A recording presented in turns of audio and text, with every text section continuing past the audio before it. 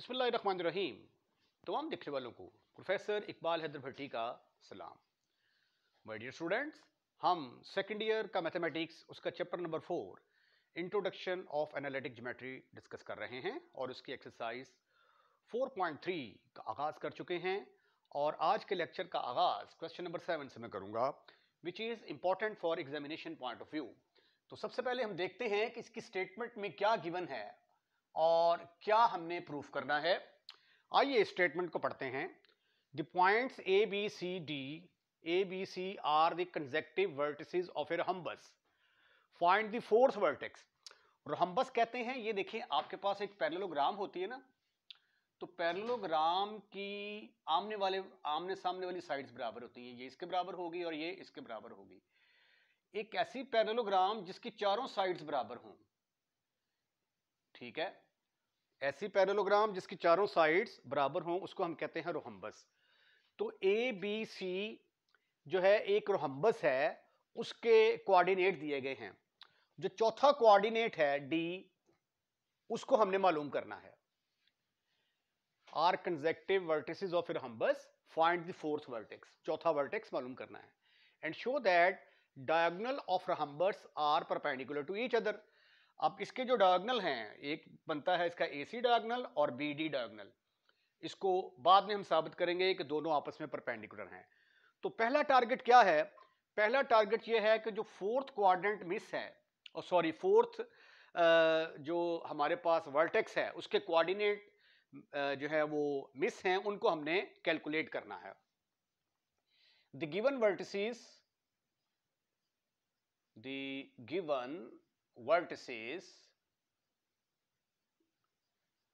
of a rhombus are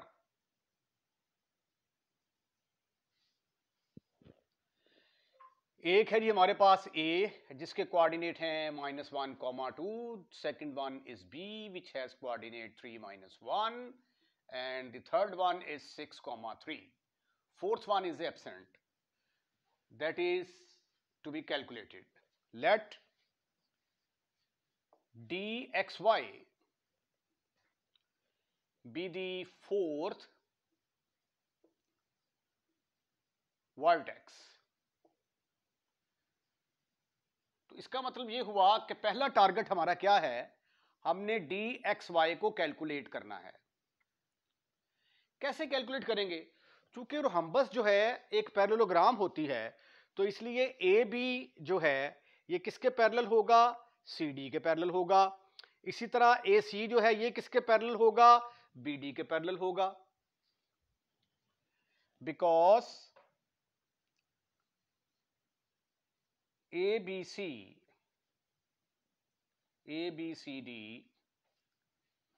is rhombus,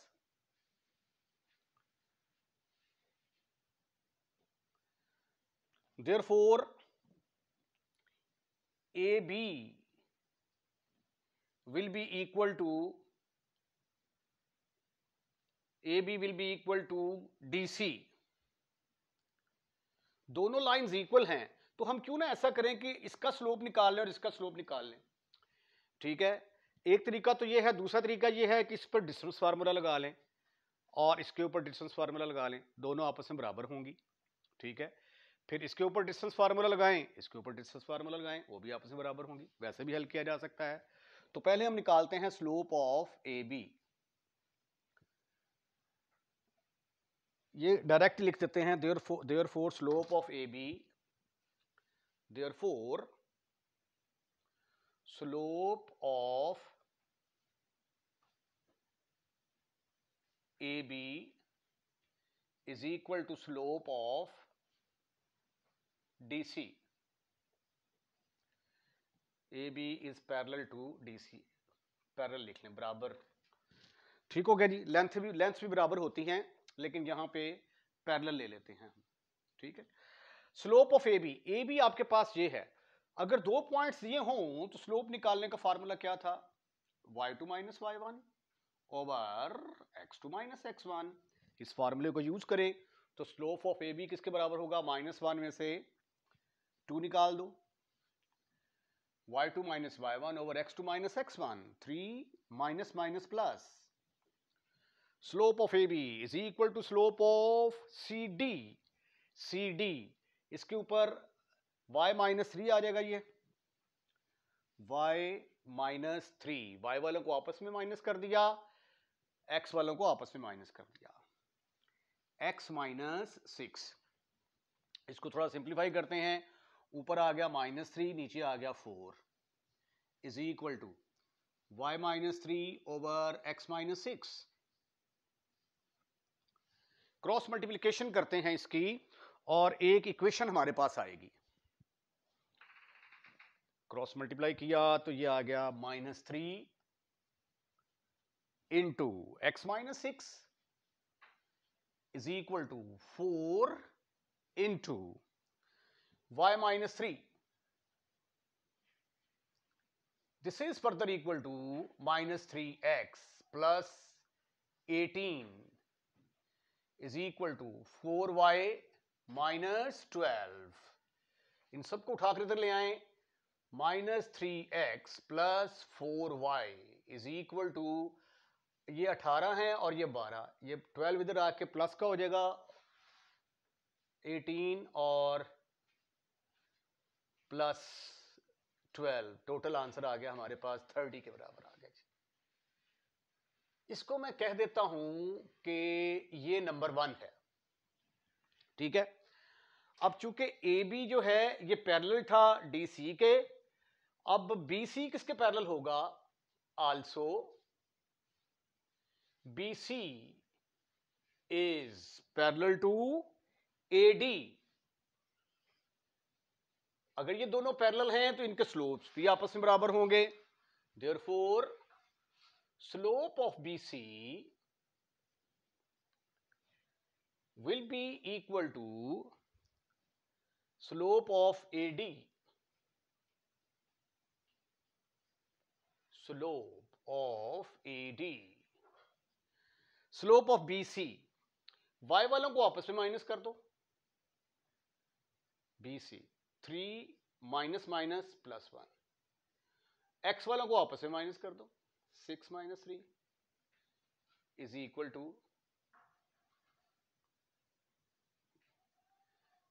to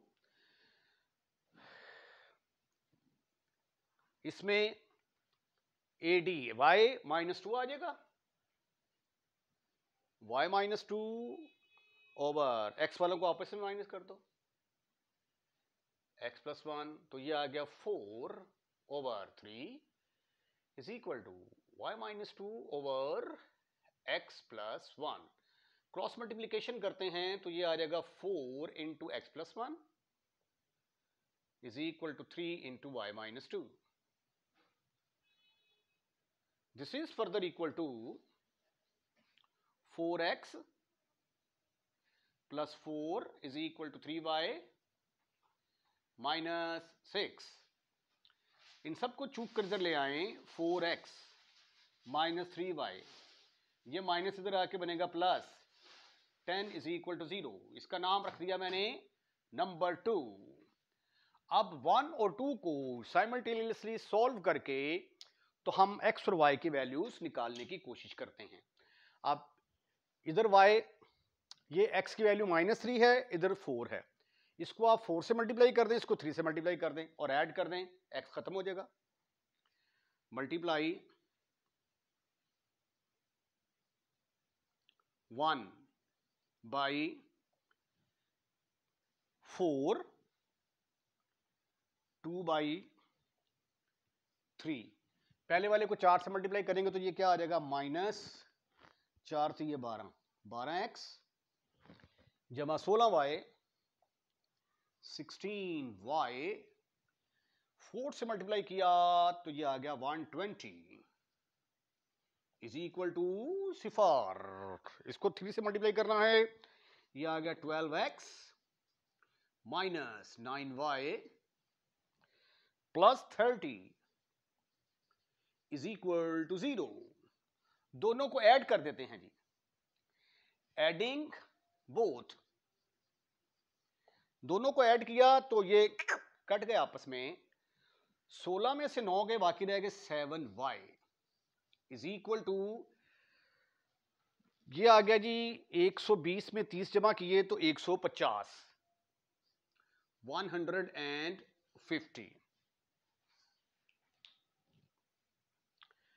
calculation में mistake, यहां पे ये +4y था, जब उठा कर इधर लाएंगे तो इधर आके -4y बनना था, ये -4y। उसके बाद फिर ये 4x, ये मल्टीप्लाई 1, तो ये माइनस, और ये फिर बन जाना था, ये भी माइनस का आना था, माइनस और +20। ठीक है जी। अब आप इसको जब ऐड करेंगे तो ये इसके साथ कट जाएगा, तो यहां पे आएगा -25, -25y।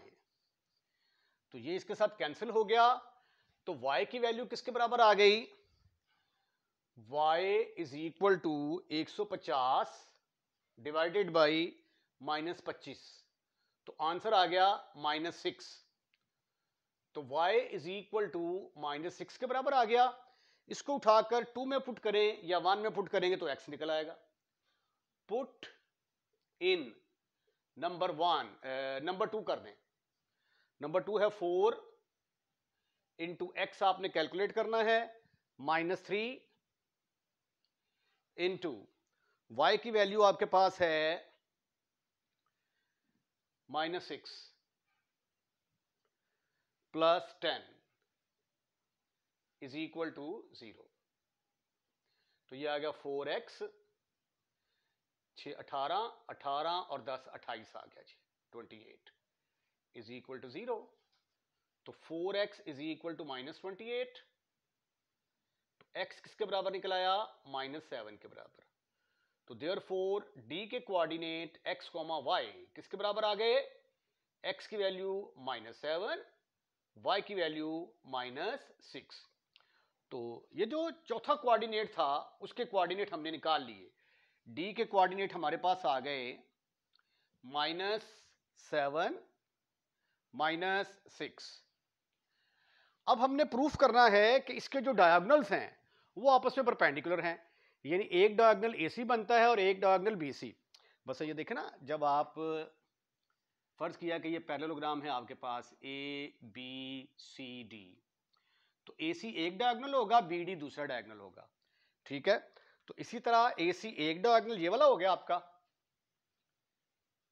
AC, और BD दूसरा डायगोनल होगा ये वाला। अब हमने प्रूफ करना है कि दोनों आपस में परपेंडिकुलर हैं।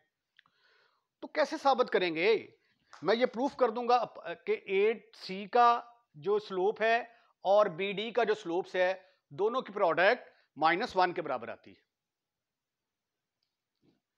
अच्छा, एक और गलती मैंने कर दी है, ये 100, ये प्लस आना था दरमियान में, यहां से प्लस मिस हो गया, प्लस इज इक्वल टू 0। उसके बाद फिर ये -25y -150 के बराबर आना था, और ये फिर यहां भी माइनस आना था, ये प्लस का आना था, और यहां पे प्लस का 6, ये आ जाता जी हमारे पास -18 plus 10, -18 plus 10 is equal to 4x -8, 4x -8 is equal to 0, और 4x इज इक्वल टू 8, तो x हमारे पास आ गया 2। तो ये एक्चुअली 2, +6, ये इसके कोऑर्डिनेट निकलेंगे। अब हम साबित क्या करना चाहते हैं? Now we prove diagonal AC जो है, AC डायगोनल जो है, ये BD डायगोनल के साथ क्या है? परपेंडिकुलर है। तो फिर स्लोप किसके बराबर आ गया? Slope of AC is equal to, slope of AC is equal to M1 नाम रख देते हैं उसका, इज इक्वल टू इसके ऊपर फार्मूला लगाते हैं तो ये आ जाएगा y2 माइनस y1 AC। 3 में से 2 निकाले, बाकी रह गए 1, ओवर 6 में से 1 निकाले, माइनस माइनस प्लस 1, तो ये आ गया जी 1/7 के बराबर आ गया। उसके बाद है जी हमारे पास slope of BD। Slope of BD को मैं M2 का नाम रख देता हूं। BD y2 माइनस y1, -1 में से 6 निकाल दिया, ओवर x2 में से 2 को निकाल दिया, 3 - 2, तो ये आ गया -7। अब M1 into M2 is equal to 1/7 into -7, तो इन दोनों की प्रोडक्ट -1 के बराबर आ गई। अगर दोनों के स्लोप्स की प्रोडक्ट -1 के बराबर आ जाएगी तो दोनों आपस में क्या होंगे? परपेंडिकुलर। क्योंकि ये स्लोप था AC का, ये स्लोप था BC का, तो इनके स्लोप्स की प्रोडक्ट -1 के बराबर आ गई। Therefore AC is perpendicular to BD। यही आपने प्रूफ करना था। क्वेश्चन नंबर 8 है, the pair of points, points के जोड़े दिए गए हैं, यानी एक जोड़ा ये है और एक जोड़ा ये है। Find whether the two lines determined by these points are parallel, perpendicular या नन ऑफ दीज। अब इन दो पॉइंट्स को जोड़ेंगे तो एक लाइन बनेगी, इन दो पॉइंट्स को जोड़ेंगे तो एक लाइन बनेगी।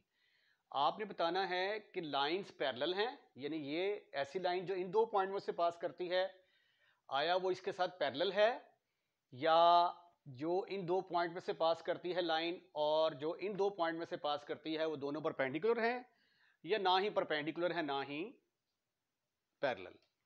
तो अगर स्लोप बराबर हों, इफ स्लोप्स आर इक्वल,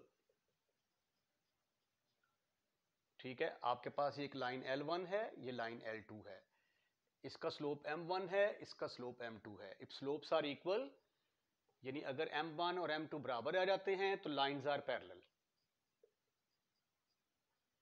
और अगर इनकी प्रोडक्ट जो है -1 के बराबर आ जाती है तो lines will be perpendicular, lines are perpendicular, ठीक है। और अगर दोनों कंडीशन सेटिस्फाइड ना हो तो फिर नन की ऑप्शन आएगी। तो एक्चुअली करना क्या है, हमने पहले तो हमने स्लोप्स निकालने हैं, तो मैं इसका नाम रख लेता हूं, फर्स्ट वी फाइंड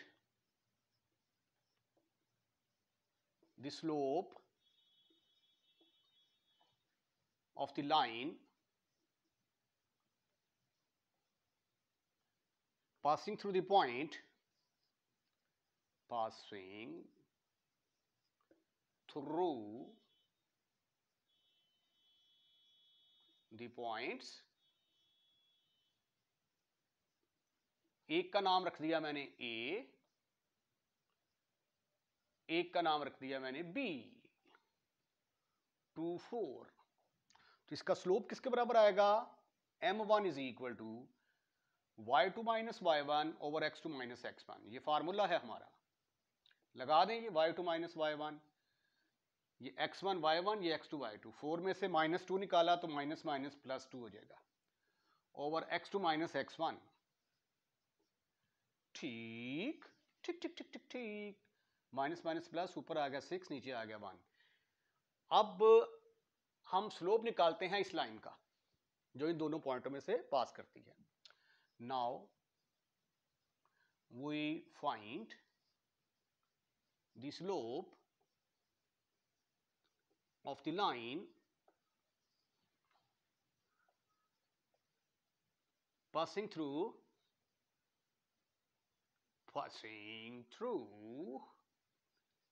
एक का नाम रख लिया हमने C और उसके कोऑर्डिनेट रख दिए 4, 1, और दूसरे का नाम रख दिया D, कोऑर्डिनेट आगे -8, 2। तो आइए अब स्लोप ऑफ BC निकालने की कोशिश करते हैं। M2 is equal to slope of BC। एक मरतबा फिर इस फार्मूले का इस्तेमाल होगा, y2 माइनस y1, 2 में से 1 निकाला, और x2 माइनस x1 -8 -4, ऊपर आ गया -1, नीचे आ गया -12, तो ये आ गया 1/12। तो m1 is not equal to m2, therefore lines are not parallel। अब m1 इंटू m2 की प्रोडक्ट जो है ये -1 के बराबर भी नहीं आ रही, therefore lines are not perpendicular। ठीक है, अगर तो ये दोनों बराबर आ जाते तो हम कह देते कि भाई ये दोनों जो हैं ये आपस में पैरेलल हैं, और अगर इनकी प्रोडक्ट -1 के बराबर आ जाती तो हम कह देते कि ये आपस में परपेंडिकुलर हैं। तो इसका आंसर क्या होगा? None. Question number 9, find an equation of the horizontal line, यानी लाइन की इक्वेशन मालूम करनी है जो इस पॉइंट में से पास करती है। मैंने आपको कहा था कि तकरीबन 90% क्वेश्चन हमारे इस फार्मूले के साथ हल होते हैं, y minus y1 is equal to m into X minus x1। इसको कहते हैं पॉइंट स्लोप फॉर्म। इसका प्रूफ मैं कर चुका हूं। इस फार्मूले की मदद से स्ट्रेट लाइन के बहुत सारे सवाल हल होते हैं। पॉइंट स्लोप फॉर्म यानी इक्वेशन ऑफ स्ट्रेट लाइन मालूम करने के लिए दो चीज़ों की ज़रूरत होती है। एक हमें पॉइंट चाहिए x1 y1, और एक हमें स्लोप चाहिए। अगर इन दो चीज़ों का पता हो तो इक्वेशन ऑफ स्ट्रेट लाइन मालूम कर सकते हैं। अब ये देखिए, find equation of the line, horizontal line है ये। हॉरिजॉन्टल लाइन क्या होती है? जो एक्स एक्सिस के पैरेलल हो। मतलब ये देखें, फर्ज किया कि ये मेरे पास यहाँ पे ये एक्स एक्सिस है और वाई एक्सिस ले लेता हूं मैं। ये देखें जरा, ये और ये मेरे पास एक्स एक्सिस आ गए, वाई एक्सिस आ गए।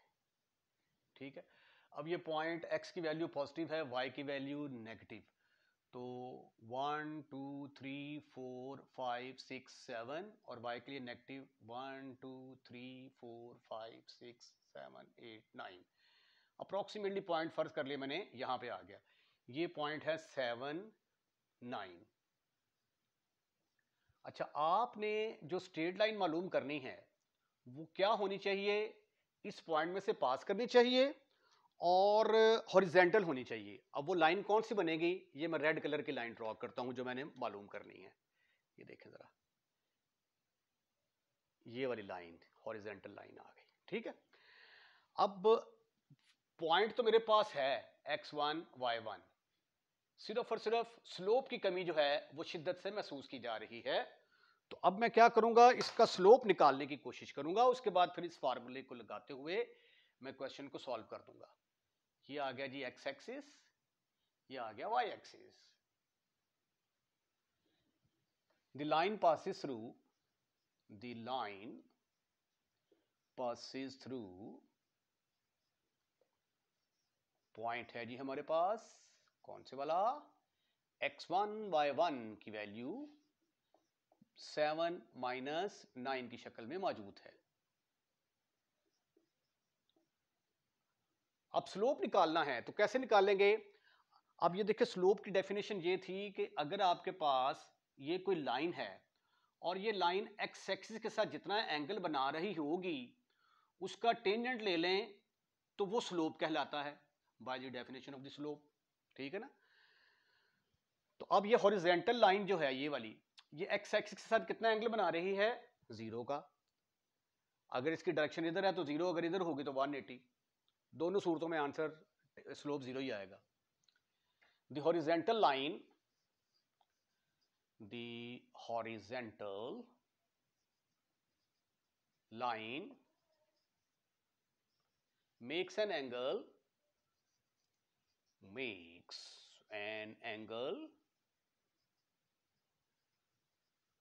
0 degree with x axis। तो फिर स्लोप किसके बराबर आ गया? इसका टेंजेंट ले लें। टेंजेंट 0 डिग्री किसके बराबर आ गया? 0 के बराबर आ गया। ठीक, अब जो है फार्मूला क्या है हमारा? Using y minus y1 is equal to m into x minus x1।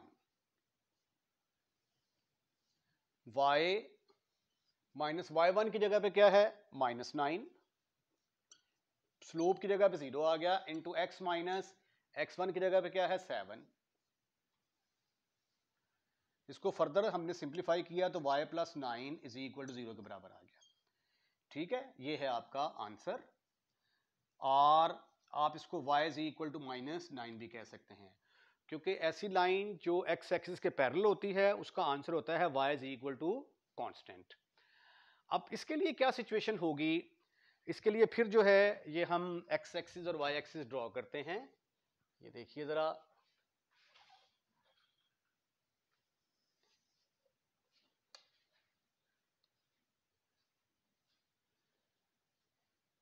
अब ये लाइन जो है ये किस पॉइंट में से पास करती है जी, -5,3, यानी x की वैल्यू -5 है। 1 2 3 4 5, ये -5 आ गया, और y की वैल्यू +3 के लिए ऊपर जाना पड़ेगा। 1 2 3, आपका पॉइंट अप्रोक्सीमेटली यहां पे आ गया। इस पॉइंट के कोऑर्डिनेट क्या हैं जी, -5,3। आपने एक ऐसी लाइन मालूम करनी है जो कि इस पॉइंट में से पास करती हो और वर्टिकल हो। ये x एक्सिस, ये y एक्सिस, और वर्टिकल है तो इसका मतलब है कि ये वाली लाइन होगी जो आपने मालूम करनी है। ठीक है, और जो वर्टिकल लाइन होती है उसका स्लोप अनडिफाइंड होता है। The line passes through, the line passes through, एक पॉइंट दे दिया गया हमें x1 y1 -5,3। वर्टिकल लाइन, अब स्लोप निकालना है ना, तो vertical line makes an angle 90 degree with x axis। तो therefore m किसके बराबर होगा, टेंजेंट ऑफ 90 डिग्री। तो using y minus y1 is equal to m into x minus x1, y minus y1 की जगह पे क्या आ गया 3 is equal to tangent 90, x minus x1 की जगह पे क्या आ गया -5, तो ये +5 आ गया। y minus 3 is equal to tangent 90 को आप इंफिनिटी कह सकते हैं, तो ये 1/0 के बराबर होगा। ठीक है, x प्लस 5 क्रॉस मल्टीप्लीकेशन कर दें, 0 is equal to x plus 5, तो आपका आंसर किसके बराबर आ गया, x plus 5 is equal to 0, या यूं भी लिखा जा सकता है x इज इक्वल टू -5, क्योंकि ऐसी लाइन जो y एक्सिस के पैरेलल होती है उसका आंसर होता है x is equal to some constant. अब क्वेश्चन नंबर 9 का जो सी पार्ट है उसको हम डिस्कस करते हैं। तीसरा पार्ट है, ऐसी लाइन की इक्वेशन मालूम करनी है जो फर्स्ट और थर्ड क्वाड्रेंट को बाइसेक्ट करती हो। तो ये देखिए, ये जो ग्रीन लाइन है ये पहले और थर्ड क्वाड्रेंट को बाइसेक्ट कर रही है, इसको हम कह देते हैं लाइन L, जिसकी आपने इक्वेशन मालूम करनी है। तो इक्वेशन मालूम करने का फार्मूला ये है कि हमारे पास m होना चाहिए और एक पॉइंट होना चाहिए। आपने ये सोचना है कि ये दोनों चीजें कैसे हासिल की जा सकती हैं। अब ये वाली लाइन जो है चूंकि इसको बाइसेक्ट कर रही है पहले और तीसरे क्वाड्रेंट को, तो इसका मतलब है कि ये लाइन किस पॉइंट में से पास करेगी, 0 0 में से पास करेगी। और ये लाइन चूंकि बाइसेक्ट करती है पहले और तीसरे क्वाड्रेंट को, तो इसका मतलब है कि पहले क्वाड्रेंट को जब बाइसेक्ट कर रही है तो यहां से लेकर यहां तक ये एंगल 90 है, तो बाइसेक्ट करेगी तो ये वाला जो एंगल x एक्सिस के साथ बनेगा ये किसके बराबर आएगा, 45 डिग्री के बराबर। तो फिर m किसके बराबर आ जाएगा, टेंजेंट 45 डिग्री। तो मुझे स्लोप भी मिल गया, पॉइंट भी मिल गया, तो equation of the straight line बड़े आराम से मालूम की जा सकती है। आइए सॉल्यूशन देखते हैं। The line bisecting, theoretical portion इसमें ज्यादा है, bisecting first and third quadrant